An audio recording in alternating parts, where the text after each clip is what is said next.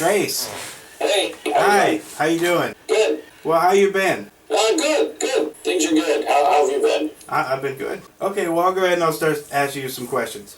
Okay, shoot. Where would you be now if you never did movie riffing? I would probably be doing something in entertainment. I might be saying something like, "Excuse me, sir, I need to rip that ticket in half, and here's your portion." I might be saying, "No, it's not real butter topping, but it looks like butter topping." But definitely in the entertainment industry.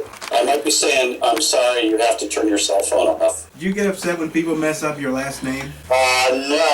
No, because that was done years before by somebody else who put all those vowels in there. No, it's complicated, and I understand when people don't get it correct. Well, I seen it on interviews on YouTube, and everybody seems to say it differently every time. So I didn't know how to pronounce it exactly, so I didn't want to mess it up, so I did some research. and how would you pronounce it? Well, I believe it's Beaulieu. That'll work. Is that right? Yeah. Okay, good. I didn't want to mess it up.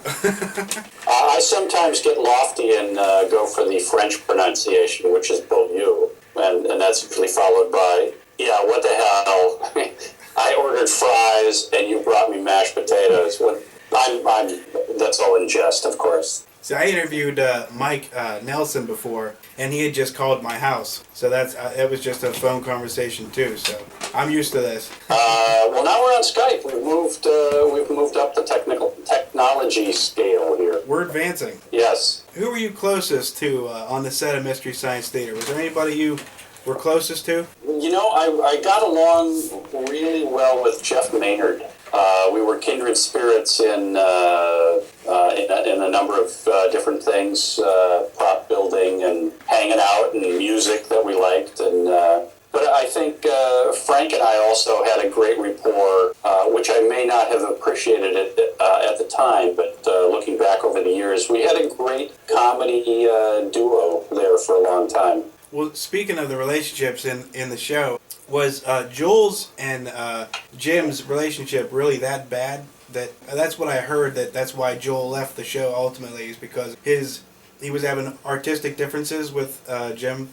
That's been well documented, and that's pretty accurate. That's a complex issue when you're working creatively with people, and visions might be at odds. But Joel's spoken about that quite a bit. Let's just say they didn't get along. What did you think of the movie, the Mystery Science Theater, the movie? When I talked to Mike, he said he wasn't too thrilled with it. What were your thoughts on it? I think the movie riffing portion of it stands up, as well as any of the TV episodes. I think post segments, I think we might have missed the mark a bit. They didn't quite feel as intimate or as friendly, or as the television was a bit more intimate, a little more claustrophobic, and I missed that aspect of it. I liked the movie myself personally. I laughed my ass off during the whole thing.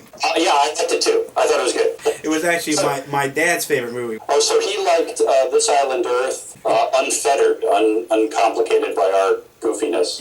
It's not a bad movie. It's not a great movie, but it's certainly for the time. It looks great. It makes about as much sense as Prometheus does. So. Oh man, you're right on that one. And I like Prometheus. I mean, I'll knock it, but I realize there's maybe some flaws. It looked good in 3D though, man. It was really cool. Is there ever a movie that you guys got a hold of it? We're like, oh God, we got to do that one. There was an Elvis movie that we were all extremely excited to do. I think it might have been called Hondo, and it was a Western, and we were, I think we might have even started riffing on it, and then we realized we couldn't get the rights. It was a Disney-owned property, but we were wrong. Oh man, Elvis, that'd be so great. We also looked at a John Travolta, Lily Tomlin movie early on, and I don't remember the name of it. It was epic in its badness. Why did you leave the show? It really was time to go for me. I was getting, I'd done over, I don't know how many hundred and some of of these movies, and it was kind of clear that we weren't going to do anything else, and I was sort of itching to do other things, like be unemployed. So that task completed there. And, I have some regrets. It was certainly a great time to work with a bunch of creative people, and have certainly never replicated the environment or the we can do anything aspect of Best Brains. But also, went on to work professionally in television and joined Screen Actors Guild and the Writers Guild, and actually started getting paid on a professional level. So that I appreciate that too. You know of Mike Nelson's riff tracks. Of course. Did you ever consider crossing over and doing a riff with those guys, with Kevin and Bill? Well, they had invited us to come over and do a riff tracks, but we had just started Cinematic Titanic, and all our focus was on that. So it was just bad timing. Yeah, perhaps in the future something might come of it, but at that time when the offer was put out, we couldn't make it work. Well, that's understandable. For most fans, I think they think there's a riff somehow, because they're doing riff tracks, you're doing Cinematic Titanic, which is both it's the same premise, but you never seem to come together. Like, I think people are expecting a big reunion at some point, or would hope for a big reunion of all of you together. Logistically, that would be difficult, as everyone lives in a different state. Who knows? Could happen. We all join forces, like the Avengers. There you go. We all come together with our special power, except the guy who just brought enough arrows. What are your future plans? Besides Cinematic Titanic, maybe you have something else in mind? I know you just wrote a book, too. The book was called Silly Rhymes for Belligerent Children, and it's available on my website, tracebeaulieu.com, or on ThinkGeek, and soon to be on Amazon. We haven't put it up there yet. Len Peralta, who was the illustrator on that book and did a fantastic job designing it, we're talking about doing another book together, and there's other projects in the work. I'm talking with Dave Gruber Allen, about a project that we want to work on together, and there's still Cinematic Titanic touring that we're doing. So I think our next show is in the Royal Oak Theater in Michigan, and that's coming up next month, I think. Would you guys ever going to come near Pittsburgh? If they let us, we would certainly try to get near there. It's really up to the availability of a theater and our agents booking us in. Theaters are usually booked up like a year in advance, but we would love to. I haven't been to Pittsburgh in maybe 35 years. How come it's changed a bit, I assume. Yeah, just a little bit. I never go near the city that much myself, so. I live on the outskirts. I'm in the woods. You're in the woods? Oh yeah. I like the country. I don't like being in the city. I don't think I could stand that. Yeah, I live out in the country as well. There used to be, there probably still is, a river that had wild rafting somewhere near there, somewhere near Pittsburgh. And the Youghiogheny, does that sound familiar? Youghiogheny? Yeah, the Youghiogheny. I don't know. I never go down that area, so I'm not really sure. I'm not real familiar with that area. Do you ever leave the house? Yeah, but I never really go near the city that much. Well, did you guys did you see it on the channel, or did you see it through tapes?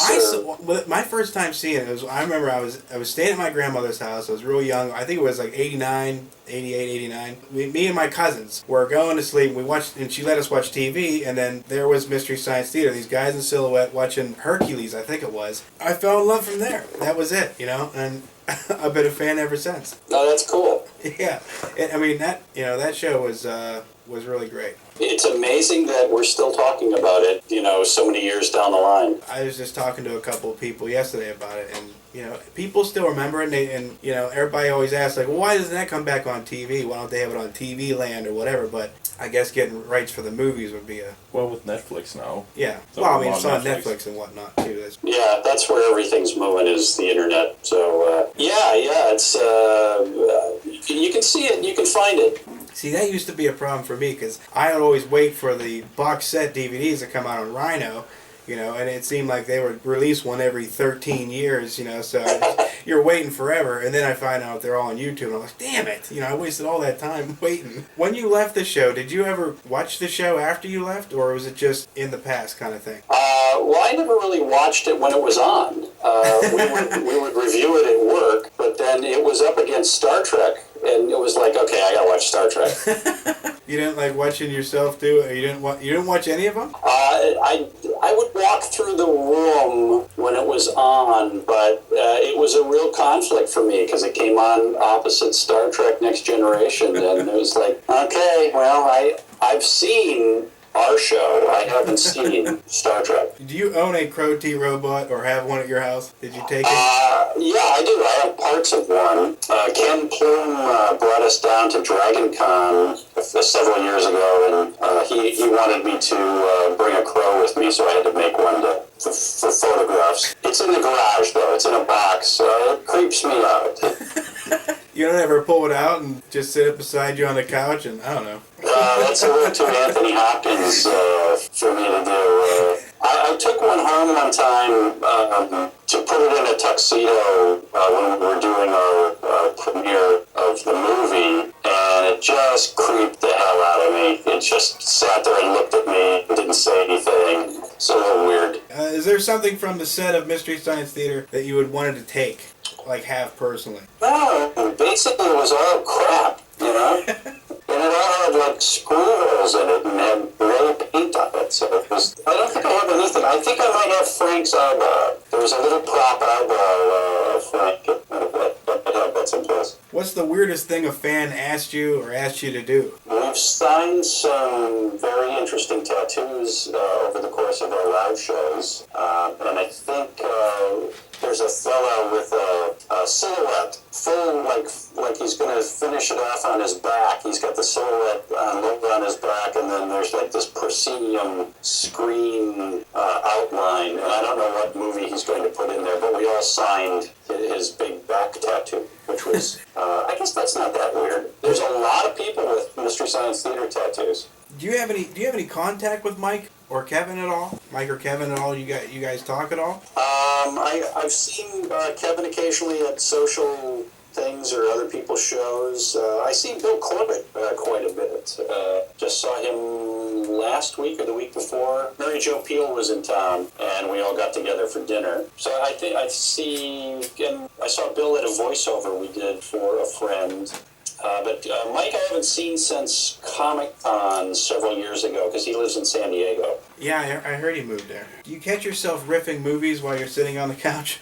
Yes, I do occasionally. I try not to, but I still watch quite a few movies, either one or two every night, and it's, you watch that many, you're going to fall back into it a little bit. Most people don't like it, though, unless the movie's really bad, and then everyone kind of joins in. I noticed that Elvis Weinstein, he did the voice for Servo. Did he do the voice on Comedy Central, or was he on KTMA? Well, he created the character at KTMA and did the first season with the channel. Why the switch over from him to Kevin Murphy? Josh left the show. He left the show after the first season. There may not be some controversial bad blood involved in that story, and Josh could tell you that better than I could. I wouldn't want to steal his thunder. No. At a certain point, we all kind of got fed up and went, you know what, this isn't as huge and great in my life as it could be. So one by one, we all took off. Now, why do you think that is? Ultimately, there was so much conflict. We're a bunch of moody artists. You can't stay satisfied for long, and you want to try different things, and sometimes personalities clash. I'm happy to say that Josh and I are great friends, and we had our differences at times, but we've made up, and I've worked with Josh, how many years? 20 years now? Yeah, we did AFV together. We've been on the road with Cinematic Titanic for the last 5 years. Do you like touring? I do and I don't. I like doing the shows. I don't like traveling so much. Mostly when we're traveling, we're in an airport, and then a car, and then a building, and then another car, and then a hotel, and then another plane. And so we don't get to see and then we eat a lot. That's the thing I like the most about traveling is inevitably it'll be Gruber and Frank and Josh and I out someplace eating. You mentioned that you guys are all spread out, and I know that Mary Jo lives in Texas, I believe, Yep. and Joel lives in Pennsylvania now. That's true. Okay. Is you guys, when you go on tour, do you just kind of fly in wherever you're going to be doing said show and just meet up and then part ways after that, or you all kind of tour together? Well, now that Frank is in New York and Josh is in LA, they travel separately. So yeah, we all just converge wherever we need to do a show. And we see each other occasionally when, like, Mary Jo's in town this week, so we actually saw her this morning at breakfast. How's she doing? She's great. She's great. It was sort of a little MST alumni meeting. It was Brad Keeley, who was the editor at Best Brains, and Jeff Stonehouse, who was the videographer, and Mary Jo and I. So it was fun to see everybody. Well, that's cool. You guys all still get to see each other. Yeah. It takes someone coming in town to get us together, and it's good, you know. I don't know if we'll ever do a huge reunion like we did in San Diego, but if someone wanted to put that together, that could happen. Did that go well? Did you feel like there was any release as far as any tension went, or is it still ongoing? No, I think that, you know, getting back together, that was a good, good tension breaker. We're all these weird hermit people, so, you know, when we have a task to do, like the show, we function extremely well. But just standing around trying to make small talk, we're just not good at that. We were all the guy at the prom standing at the wall. So do you have like a website or something? Where do you put these interviews? YouTube. We have our YouTube channel. I've heard of YouTube, yes. And our channel's called Gutter Soup. Gutter Soup. It's youtube.com/Gutter Soup. Yeah, well, it's CGP youtube.com/Gutter Soup. Excellent. We did the review. And you'll find on there Mike's interview. Oh, cool. Let me know if you need to contact any of the other Best Brainers or Mistiers or whatever we call it. Yeah, I would love to talk to everybody. I would love to talk to Joel. I'd love to talk to Mary. Frank. Everybody, really. Do they have your email address? I can send it to you. Yeah, send it to me, and I will forward it to them, and they can get in touch with you. Okay, great. Thanks. I wanted to get Kevin Murphy. I've been trying to get him for like 6 years, but he's been eluding me. Oh, really? he won't do it. I don't know why.